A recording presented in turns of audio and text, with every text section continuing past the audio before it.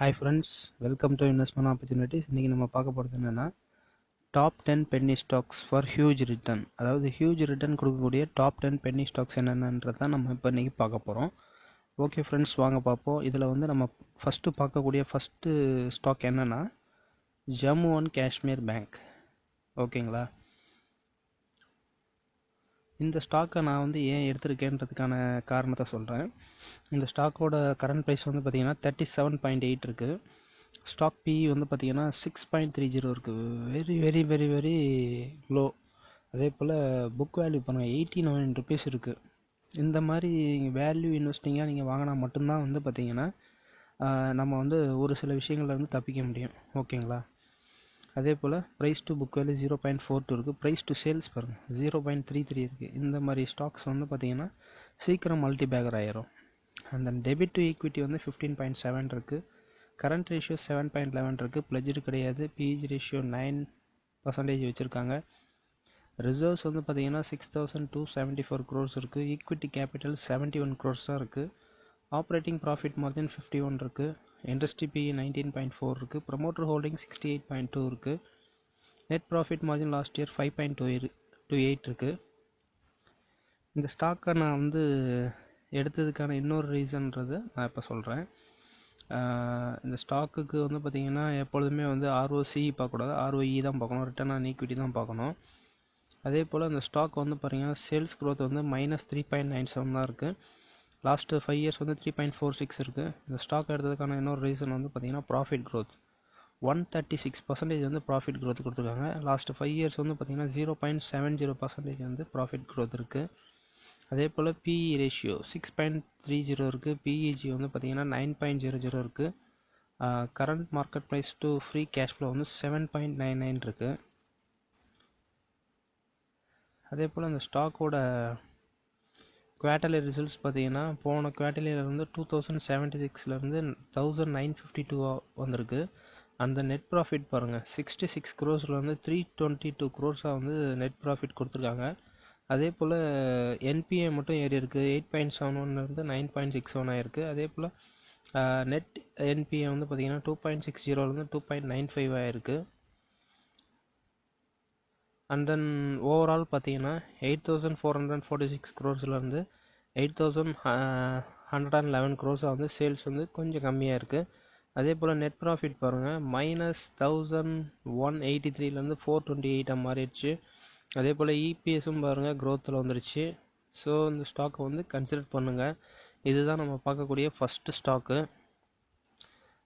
Balance sheet வந்து இன்னும் entry ஆகலை.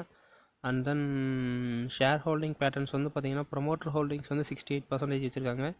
எஃப்ஐஸ் வந்து பார்த்திங்கன்னா 1.79% வச்சுருக்காங்க இந்த ஷேரை. அண்ட் தென் டொமஸ்டிக் இன்வெஸ்டர்ஸ் வந்து 0.22% இந்த ஸ்டாக்கை வந்து ஹோல்டு பண்ணியிருக்காங்க. பப்ளிக் வந்து இந்த ஸ்டாக்கை வந்து 29% வந்து ஹோல்டு பண்ணியிருக்காங்க. ஓகே ஃப்ரெண்ட்ஸ், நம்ம பார்க்கக்கூடிய செகண்ட் பென்னி ஸ்டாக் என்னன்றதை பார்ப்போம். நம்ம பார்க்கக்கூடிய செகண்ட் பென்னி ஸ்டாக் வந்து பார்த்திங்கன்னா யூனியன் பேங்க் ஆஃப் இந்தியா. ஓகேங்களா, இந்த ஸ்டாக்கை வந்து நான் ஏன் கன்சிடர் பண்ணுறேன்னா இந்த ஸ்டாக்கோட பிஇ பாருங்கள். இந்த ஸ்டாக்கோட கரண்ட் ப்ரைஸ் வந்து பார்த்திங்கன்னா 35.5 இருக்குது. ஸ்டாக் பிஇ வந்து பார்த்திங்கன்னா 8.47 இருக்குது. புக் வேல்யூ பாருங்கள் 35 ரூபா வேல்யூ உள்ள ப்ரைஸ்க்கு புக் வேல்யூ 94.6% வந்து புக் வேல்யூ இருக்குது. ஸோ இந்த ஸ்டாக்கை வந்து கன்சிடர் பண்ணுங்கள். அதே போல் டெபிட் டு ஈக்விட்டி 15.1 இருக்குது. கரண்ட் ரேஷியோ 3.17 இருக்குது. பிளட்ஜடு கிடையாது. அதே போல் பிஇஜி ரேஷியோ க்ரோத் பாருங்கள் 0.53% வந்து க்ரோத் இருக்குது. ரிசர்வ்ஸ் வந்து பார்த்திங்கன்னா 58,000 வச்சுருக்காங்க. ஈக்விட்டி கேபிட்டல் 6,407 வச்சுருக்காங்க. ஆப்ரேட்டிங் ப்ராஃபிட் மார்ஜின் 48% வச்சுருக்காங்க. ப்ரமோட்டர் ஹோல்டிங்ஸ் வந்து 83% வச்சுருக்காங்க. Very good. அதே போல் நெட் ப்ராஃபிட் மார்ஜின் 4.13% வச்சுருக்காங்க. அண்ட் தென் இந்த ஸ்டாக் எடுத்ததுக்கான செகண்ட் ரீசன் வந்து பார்த்திங்கன்னா சேல்ஸ் க்ரோத் 84% வந்து சேல்ஸ் க்ரோத் வச்சுருக்காங்க. லாஸ்ட் 5 இயர்ஸ் வந்து 16.49% வந்து சேல்ஸ் க்ரோத் வச்சுருக்காங்க. அதே போல் ப்ராஃபிட் க்ரோத் பாருங்கள் 191.87% வந்து profit growth. And then profit growth வந்து லாஸ்ட் 5 இயர்ஸ் 16.12% இருக்குது. பிஇ ரேஷியோ பாருங்கள் 8.47 இருக்குது. அதே போல் க்ரோத் பாருங்கள் 0.53 இருக்குது. குவார்ட்டர்லி ரிசல்ட்ஸ் பாருங்கள், போன குவார்ட்டர்லி வந்து 17,000 கொடுத்துருந்தாங்க. இந்த குவார்ட்டர்லியில் வந்து 15,000 கொடுத்துருக்காங்க. ஆனால் போன குவார்ட்டர்லியில் வந்து 719 crores வந்து தான் ப்ராஃபிட் கொடுத்துருந்தாங்க. இந்த குவார்ட்டர்லியில் வந்து 1,269 crores வந்து ப்ராஃபிட் கொடுத்துருக்காங்க. ஓவரால் பார்த்தீங்கன்னா 37 crores சேல்ஸில் வந்து 69 crores வந்து சேல்ஸ் மாறிடுச்சு. அதே போல் நெட் ப்ராஃபிட் வந்து பார்த்தீங்கன்னா -3,121 2,863 மாறிடுச்சு. ஸோ இதுதான் வந்து பார்த்தீங்கன்னா டேர்ன் அரவுண்ட் ஆகிட்டுருக்கு. ஸோ இந்த ஸ்டாக்கெல்லாம் கன்சிடர் பண்ணுங்கள். அதே போல் பாரோயிங்ஸ் பாருங்கள், பாரோயிங்ஸ் வந்து அதிகரிச்சுக்கிட்டே தான் இருக்குது. ரிசர்வ்ஸும் பாருங்கள் அதிகரிச்சுக்கிட்டே தான் வருது. அந்த இன்வெஸ்ட்மெண்ட்ஸ் வந்து பாருங்கள் அப்படியே எல்லாமே டபுள் ஆகிக்கிட்டு வருது இன்வெஸ்ட்மெண்ட்ஸ். ஷேர் ஹோல்டிங் பேட்டர்ன் பார்த்தீங்கன்னா ப்ரமோட்டர்ஸ் வந்து இந்த ஸ்டாக் வந்து 83% வச்சுருக்காங்க. எஃப்ஐஸ் வந்து பார்த்தீங்கன்னா 1.67% வச்சுருக்காங்க. டொமஸ்டிக் இன்வெஸ்டர் 6.84% வச்சுருக்காங்க. அண்ட் தென் பப்ளிக் வந்து இந்த ஸ்டாக் வந்து 7.99% வச்சுருக்காங்க. ஓகே ஃப்ரெண்ட்ஸ், நம்ம பார்க்கக்கூடிய தேர்ட் ஸ்டாக் வந்து பார்த்தீங்கன்னா பஞ்சாப் நேஷ்னல் பேங்க்.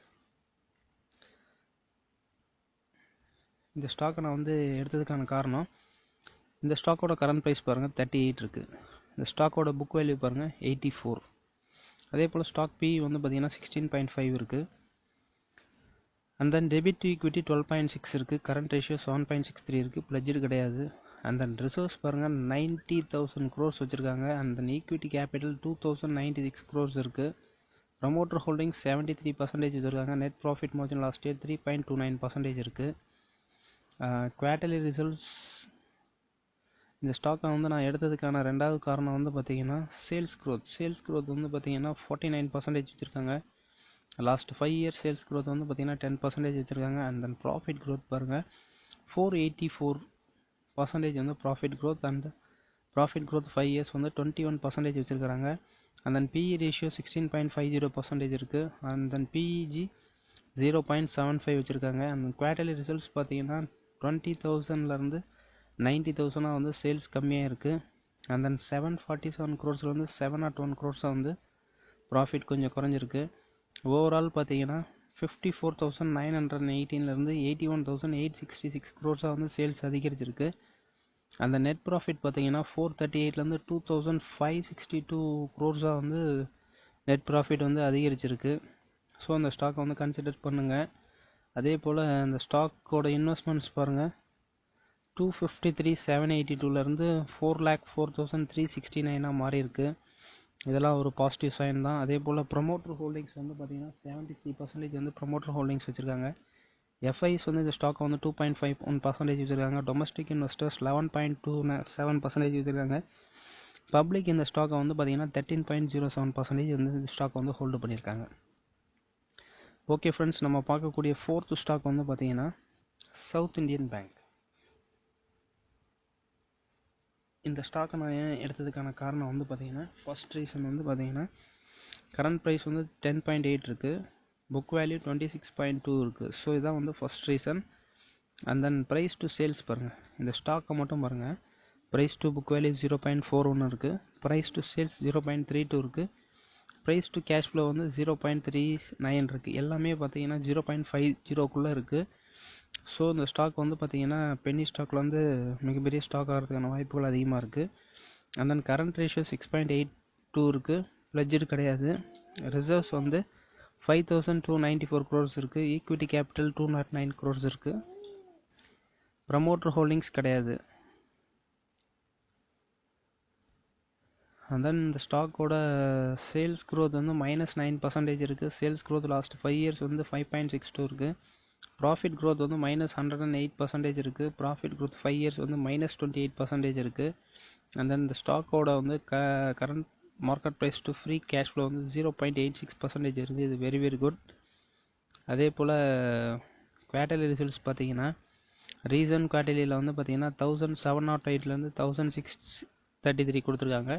அதே போல் 7 crores ப்ராஃபிட்லேருந்து 10 crores ப்ராஃபிட் கொடுத்துருக்காங்க. அண்ட் தென் என்பிஏ வந்து பார்த்தீங்கன்னா ரொம்ப அதிகரிச்சிருக்கு. 6.97 8.02 ஆயிருக்கு. 4.71 5.05 மாறி இருக்கு. அண்ட் தென் ப்ராஃபிட் க்ரோத் பார்த்தீங்கன்னா போன மார்ச் 2020 7,764 7,305 மாறி இருக்கு. அண்ட் தென் ப்ராஃபிட் க்ரோத் வந்து பார்த்தீங்கன்னா 105 62 crores வந்து குறைஞ்சிருக்கு. பாரோயிங்ஸ் வந்து பார்த்திங்கன்னா ஓரளவுக்கு குறைச்சிக்கிட்டு வராங்க. அதே போல் ரிசர்வ்ஸ் வந்து பார்த்திங்கன்னா கொஞ்சம் ஓரளவுக்கு ஏறிட்டுருக்கு. அதே போல் இன்வெஸ்ட்மெண்ட்ஸ் வந்து பார்த்திங்கன்னா கொஞ்சம் குறைஞ்சிட்ருக்கு. இந்த கம்பெனியோட ஷேர் ஹோல்டிங் பேட்டர்ன் பார்த்தீங்கன்னா எஃப்ஐஸ் தான் அதிகமாக இந்த ஸ்டாக்கை வச்சுருக்காங்க. அண்ட் தென் டொமஸ்டிக் இன்வெஸ்டர்ஸ் 17% இந்த ஸ்டாக்கை ஹோல்டு பண்ணியிருக்காங்க. டொமஸ்டிக் இன்வெஸ்டர்ஸில் வந்து பார்த்தீங்கன்னா LIC, ICICI, HDFC, SBI, Kotak, LNT இந்த ஸ்டாக்கை வந்து ஹோல்டு பண்ணியிருக்காங்க. பப்ளிக் வந்து இந்த ஸ்டாக்கை வந்து பார்த்தீங்கன்னா 75% வந்து ஹோல்டு பண்ணியிருக்காங்க. அதில் எல்ஐசி, ஆஷிஷ் தவான், யூசஃப் அலி முசலியன், விட்டில் அப்துல் காதர்ன்றவர் வந்து இந்த ஸ்டாக் வந்து ஹோல்டு பண்ணியிருக்காரு. ஓகே ஃப்ரெண்ட்ஸ், நம்ம பார்க்கக்கூடிய 5வது ஸ்டாக் வந்து என்னன்னு பார்த்தீங்கன்னா எஸ் பேங்க். எஸ் பேங்கை பற்றி எல்லாத்துக்குமே தெரியும். இந்த ஸ்டாக்கை வந்து நான் ஏன் எடுத்திருக்கேன்ட்டு. கிட்டத்தட்ட வந்து பார்த்திங்கன்னா இது ஒரு காலத்தில் வந்து மிகப்பெரிய ஸ்டாக்கு. இன்றைக்கி வந்து பார்த்திங்கன்னா 13 ரூபாவில் இருக்குது. புக் வேல்யூ 8.66 இருக்குது. ப்ரைஸ் டு புக் வேல்யூ 1.50 இருக்குது. ப்ரைஸ் டு சேல்ஸ் 1.70 இருக்குது. ப்ரைஸ் டு கேஷ் ஃப்ளோ வந்து பார்த்திங்கன்னா 0.65 இருக்குது. அண்ட் தென் கரண்ட் ரேஷியோ 1.96 இருக்குது. ரிசர்வ்ஸ் 19,185 இருக்குது. And then equity capital 5,011 crores இருக்குது. அண்ட் தென் ப்ரொமோட்டர் ஹோல்டிங்ஸ் கிடையாது. அந்த ஸ்டாக்கை நான் எடுத்ததுக்கான காரணம் வந்து பார்த்திங்கன்னா ஆர்எஸ்ஐ வந்து பார்த்திங்கன்னா மந்த்லியில் மிக லோவில் இருக்குது. ஸோ அதனால தான் அந்த ஸ்டாக் எடுத்திருக்கேன். இது வந்து ஒரு காலத்தில் வந்து மிகப்பெரிய மல்டிபேகர் ஆன ஸ்டாக்கு. இப்போ மறுபடியும் வந்து பார்த்திங்கன்னா ஒரு 2 to 3 டைம்ஸ் ரிட்டர்ன்ஸ் போகிறதுக்கான வாய்ப்புகள் அதிகமாக இருக்குது. இந்த வட்டம் பார்த்திங்கன்னா ப்ராஃபிட் க்ரோத் வந்து பார்த்திங்கன்னா 85% வந்து அதிகரித்து கொடுத்துருக்காங்க. போன குவார்ட்டர்லி வந்து பார்த்திங்கன்னா 3,988 crores 4,524 crores கொடுத்துருக்காங்க. நெட் ப்ராஃபிட் வந்து பார்த்திங்கன்னா மைனஸ்லேருந்து இப்போ வந்து 204 crores வந்து ப்ளஸில் மாறி இருக்குது. அதே போல் கிராஸ் என்பிஏ வந்து 15.41 15.60 மாறி இருக்குது. நெட் என்பிஏ வந்து பார்த்திங்கன்னா 5.88 5.78 வந்து குறைஞ்சிருக்கு. போன மார்ச் 2020 வந்து சேல்ஸ் வந்து பார்த்திங்கன்னா 26,000 20,000 வந்து சேல்ஸ் குறைஞ்சிருக்கு. அந்த நெட் ப்ராஃபிட் வந்து பார்த்திங்கன்னா -16,000 -3,000 குறைஞ்சிருக்கு. அதே போல் மார்ச் 2021 வந்து இன்னும் அப்டேட் ஆகலை. ஸோ இந்த ஸ்டாக்கை வந்து கன்சிடர் பண்ணுங்கள். இந்த ஸ்டாக்கை எடுக்கிறதுக்கான இன்னொரு ரீசன் வந்து பார்த்திங்கன்னா டொமஸ்டிக் இன்வெஸ்டர்ஸ் வந்து பார்த்திங்கன்னா அவங்களோட அமௌண்ட்டை வந்து பார்த்திங்கன்னா அதிகமாக இந்த ஸ்டாக்கில் தான் போட்டிருக்காங்க. State Bank, LIC, ICICI, Axis, Bandhan Bank, IDFC First Bank, UTI, HDFC, SBI, LIC pension fund, இந்த Federal Bank, Franklin India Birla, SBI, Kotak, ICICI, Prudential எல்லாருமே இந்த ஸ்டாக் வந்து அதிகமாக ஹோல்டு பண்ணியிருக்காங்க. பப்ளிக் இந்த ஸ்டாக்கை வந்து 42% வந்து ஹோல்டு பண்ணியிருக்காங்க. ஸோ அதனால தான் நான் அந்த ஸ்டாக்கை வந்து கன்சிடர் பண்ண சொல்கிறேன். அடுத்ததாக நம்ம பார்க்கக்கூடிய 6th ஸ்டாக் என்னென்னா 3i Infotech. இந்த ஸ்டாக்கை வந்து நான் ஏன் எடுத்திருக்கேன்றதுக்கான ரீசன் சொல்கிறேன். இந்த ஸ்டாக்கில் வந்து பெருசாக ஒன்றும் கிடையாது. கரண்ட் ப்ரைஸ் வந்து பார்த்திங்கன்னா 9.60 இருக்குது. புக் வேல்யூ வந்து ரொம்ப லோ தான் இருக்குது. அதே போல் ஆர்ஓசி சொல்லிக்கிற மாதிரி இல்லை. And then debit to equity 0.73 இருக்குது. கரண்ட் ரேஷியோ பாருங்கள் 5.58 இருக்குது. பிளட்ஜடு வந்து கிடையாது. ரிசர்வ்ஸ் வந்து மைனஸில் இருக்குது. ஈக்விட்டி கேபிட்டல் 1,617 இருக்குது. இந்த ஸ்டாக்கை நான் எடுத்ததுக்கான மெயின் ஒன்று ரீசன் தான். அது வந்து பார்த்திங்கன்னா இந்த வட்டம் வந்த ரிசல்ட்டு தான். சேல்ஸ் க்ரோத் வந்து -46 அண்ட் -11. ப்ராஃபிட் க்ரோத் பாருங்கள் -64 அண்ட் ப்ராஃபிட் க்ரோத் 5 years -15% இருக்குது.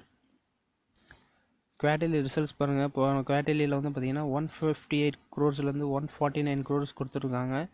அதே போல் 22 crores 344 crores வந்து இந்த ஸ்டாக்குக்கு வந்து பார்த்திங்கன்னா நெட் ப்ராஃபிட் கொடுத்துருக்காங்க. இது ஒன்று தான் ரீசன். வேறு எந்த ரீசனுமே அந்த ஸ்டாக் எடுக்கிறதுக்கான காரணம் கிடையாது. ஓவரால் பாருங்கள் 1,141 crores 609 crores வந்து கொடுத்துருக்காங்க சேல்ஸு. பாதி அப்படியே கம்மியாயிடுச்சு. அந்த நெட் ப்ராஃபிட் வந்து பாருங்கள் 68 crores 391 crores வந்து அப்படியே அதிகரிச்சிருக்கு. ஸோ இதுதான் ஒரே காரணம் இந்த ஸ்டாக் எடுக்கிறதுக்கான ரீசன். அண்ட் தென் பாரோயிங்ஸ் வந்து பார்த்திங்கன்னா ஓரளவுக்கு 550 crores இருக்குது. அதே போல் ரிசர்வ்ஸ் வந்து பார்த்திங்கன்னா நாளுக்கு நாள் வந்து பார்த்திங்கன்னா குறைஞ்சிக்கிட்டு தான் இருக்குது. இன்வெஸ்ட்மெண்ட்ஸ் எதுவும் கிடையாது இந்த ஸ்டாக்கில். அதே போல் டொமஸ்டிக் இன்வெஸ்டர்ஸ் 14% இந்த ஸ்டாக்கை ஹோல்டு பண்ணியிருக்காங்க. IDBI, standard chartered bank, Canara bank, Allahabad bank, HDFC bank, bank of India, Indian bank, oriental bank, Punjab national bank, LIC, banking sector எல்லாமே இந்த ஸ்டாக்கை வந்து ஹோல்டு பண்ணியிருக்காங்க. ஸோ இது ஒரு ரீசன் இந்த ஸ்டாக் எடுத்ததுக்கான காரணம். அண்ட் தென் பப்ளிக் வந்து பார்த்திங்கன்னா 85% வந்து ஸ்டாக்கை வந்து ஹோல்டு பண்ணியிருக்காங்க. ஓகே ஃப்ரெண்ட்ஸ், நம்ம இப்போ பார்க்கக்கூடிய 7th ஸ்டாக் வந்து என்னன்றதை பார்ப்போம். Trend, TRI, trend limited.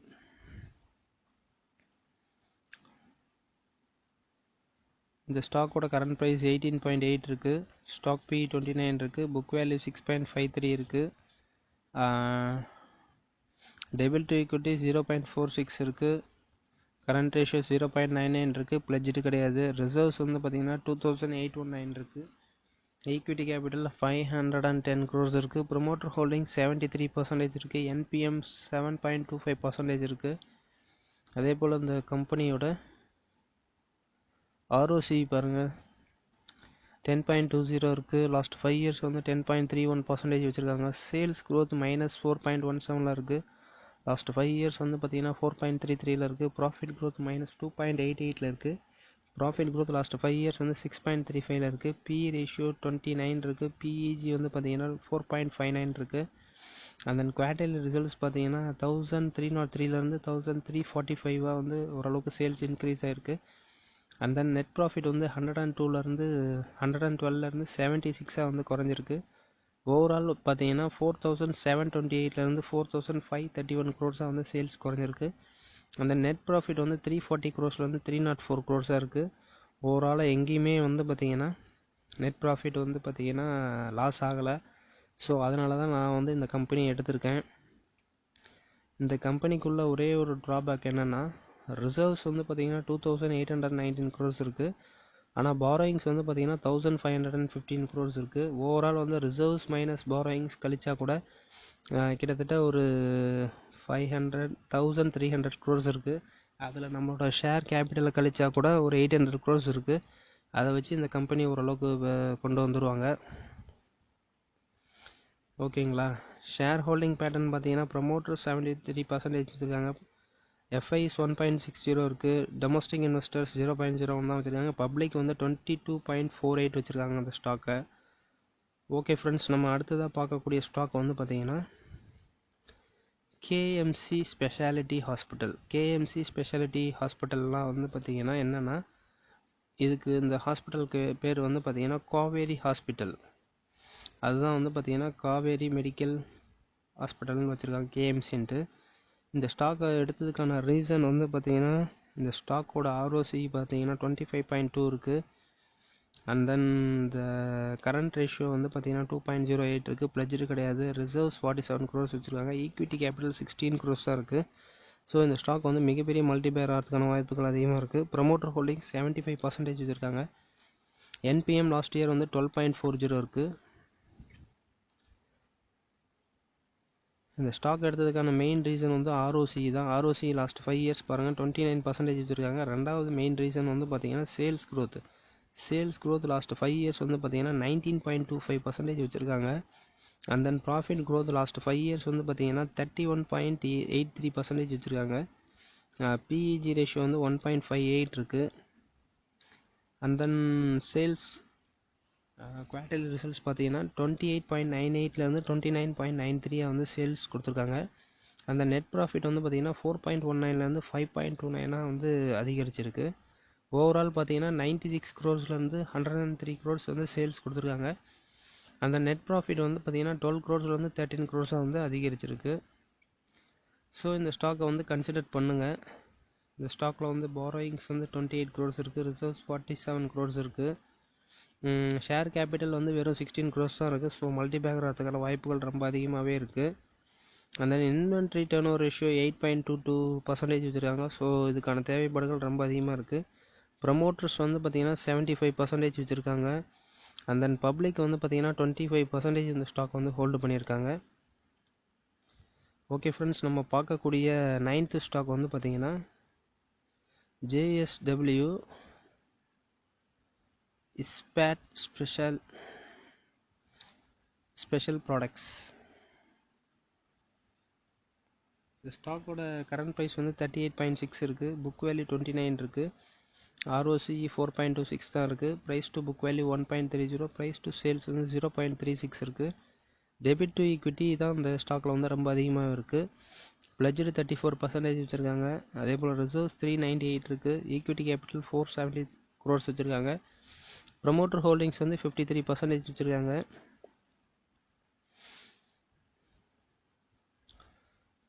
இந்த ஸ்டாக்கோட ROCE வந்து பார்த்திங்கன்னா லாஸ்ட்டு 5 years மைனஸில் இருக்குது. இந்த ஸ்டாக் நான் வந்து எடுத்ததுக்கான மெயினான ரீசன் வந்து பார்த்திங்கன்னா சேல்ஸ் க்ரோத் தான். சேல்ஸ் க்ரோத் வந்து பார்த்திங்கன்னா 105% கொடுத்துருக்காங்க. லாஸ்ட்டு 5 years 17% கொடுத்துருக்காங்க. ரெண்டாவது இந்த ஸ்டாக் எடுத்ததுக்கான காரணம் வந்து பார்த்திங்கன்னா ப்ராஃபிட் க்ரோத்து 183% கொடுத்துருக்காங்க. லாஸ்ட் 5 years வந்து பார்த்திங்கன்னா 16% கொடுத்துருக்காங்க. PE ரேஷியோ பாருங்கள் 4.23 தான் இருக்குது. ஸோ இது வெரி வெரி குட். அதே போல் PEG ரேஷியோ க்ரோத் பாருங்கள் 0.26 இருக்குது. அண்ட் தென் ரிசல்ட்ஸ் பாருங்கள் 1477 462 கொடுத்துருக்காங்க. நெட் ப்ராஃபிட் வந்து 93 63 வந்து குறைஞ்சிருக்கு. ஓவரால் பார்த்தீங்கன்னா 2638 4188 crores வந்து சேல்ஸ் கொடுத்துருக்காங்க. அண்ட் தென் -492 இப்போ வந்து பார்த்தீங்கன்னா ப்ராஃபிட் வந்து 211 இருக்குது. ஸோ அதனால தான் இந்த ஸ்டாக்கை வந்து கன்சிடர் பண்ண சொல்கிறேன். நெக்ஸ்ட் நம்ம பார்க்கக்கூடிய ஸ்டாக் வந்து பார்த்தீங்கன்னா IRFC, Indian railway finance corporation limited. இந்த ஸ்டாக்கை தான் வந்து நம்ம பார்க்கக்கூடிய 10th பென்னி ஸ்டாக். இந்த ஸ்டாக்கோட கரண்ட் ப்ரைஸ் வந்து 23 இருக்குது. புக் வேல்யூயோட வந்து பார்த்திங்கன்னா ரொம்ப கம்மியாக தான் இருக்குது. அண்ட் தென் ஸ்டாக்கோட PE பாருங்கள் 6.81 இருக்குது. ROCE 5.01 இருக்குது. ROE 13.2 இருக்குது. ப்ரைஸ் டு சேல்ஸ் வந்து 1.91 இருக்குது. டெபிட் டு ஈக்விட்டி 9 இருக்குது. இது ஒரு ஃபினான்ஷியல் செக்டர். ஸோ வந்து டெபிட் வந்து 9 இருக்குது, ஒன்றும் பிரச்சனை இல்லை. அண்ட் தென் கரண்ட் ரேஷியோ பாருங்கள் 20.6 இருக்குது. ஸோ இவங்ககிட்ட வந்து பார்த்திங்கன்னா அமௌண்ட் வந்து ரொம்ப ஜாஸ்தியாக வச்சுருக்காங்க. அண்ட் தென் ரிசர்வ்ஸ் வந்து பார்த்திங்கன்னா 22,848 crores வச்சுருக்காங்க. ஈக்விட்டி கேபிட்டல் 13,069 crores இருக்குது. ஆப்ரேட்டிங் ப்ராஃபிட் மார்ஜின் 99.3% இருக்குது. Net profit margin last year வந்து பார்த்திங்கன்னா 28% வச்சுருக்காங்க. ஸோ இந்த ஸ்டாக் வந்து நல்ல ரிட்டர்ன்ஸ் கொடுக்கறதுக்கான வாய்ப்புகள் இருக்குது. அண்ட் தென் ப்ரமோட்டர் ஹோல்டிங்ஸ் வந்து 86% இருக்குது.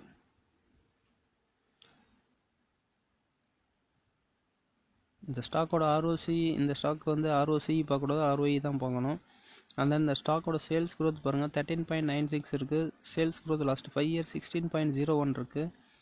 ப்ராஃபிட் க்ரோத் வந்து பார்த்திங்கன்னா 19.60 இருக்குது. லாஸ்ட் 5 years 39.08 இருக்குது. PEG ரேஷியோ வந்து PEG பார்த்திங்கன்னா 6.81 இருக்குது. PEG ரேஷியோ 0.17 இருக்குது.